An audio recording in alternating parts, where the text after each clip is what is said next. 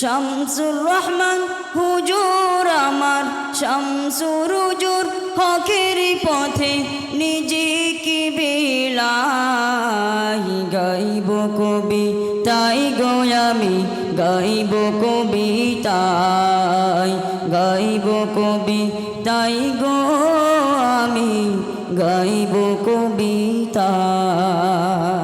নারাই তাকবীর, আর একটু জোরে আওয়াজ দেন, নারাই তাকবীর। শোনো ওরে বৈকা